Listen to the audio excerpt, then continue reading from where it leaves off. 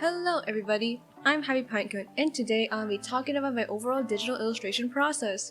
While it slightly varies depending on the illustration, the steps I take are more or less consistent. The art program I use is Krita, and the illustration I'll be using for today's speed paint is my work for our Draw This in Your Style challenge from Instagram artist Mint. I hope I pronounced that right. So, without further ado, let's get into it. Before I get to that, I want to thank everyone for helping this channel grow. We have just reached over 100 subscribers, which is awesome. I am currently working on a new animatic to celebrate. It's a little different from what I made before, and I can't wait to finish it so that I can show it to you. Anyway, back to the video. The first step I take is brainstorming. Usually what I do is look for reference, make some sketches, and list down my priorities. Essentially, I ask myself, what do I want to draw? Answering that question makes drawing easier as I have a vision or something to aim for. In this case, since I'm doing a Draw This in Your Style, I started by pinpointing what I wanted to add from the original and what to take away. I love her overall design, but with my current drawing ability, I can't be so intricate about it. Instead, I decided to heavily simplify the design using simpler shapes. That being said, I wanted to challenge myself by attempting to draw her hands. Usually I would draw noodle arms or something similar to that, but for this one I want to try something that closely resembles hands in a cartoonish style. Depending on my plans, this step could take a lot or little time. Sometimes I even skip the step altogether and just draw random shapes to see if something interesting happens. Once I finish brainstorming, I move on to the rough sketch.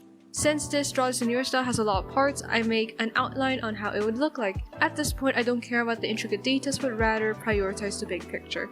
As a whole, I want my drawing to be clear and appealing in silhouette. I pay extra attention to how the hands interact with the face. Even though it doesn't look pretty, at least I have a better grasp of how it could look like. To make the liner more convenient, I would refine the sketch a couple of times depending on the complexity of the work. For this one, it took a while before I found something that's somewhat satisfying. During this stage, I used little to no smoothing.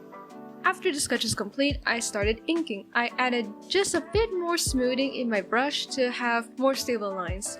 This is where I focus on the details and overall aesthetic. It's also where I'm determining how my lines are going to look.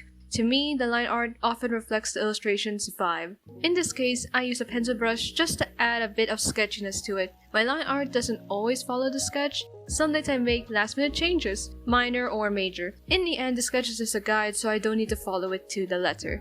Next, I add the base colors. I basically started using alpha lock and clipping mask lately for this step. I would start by coloring the figure with a base color and then alpha locking it to keep everything inside, or I just make a transparency mask. Either way, it has helped keep this process quick and convenient. My sense of color is basic at best, so I usually limit my color palette to play safe.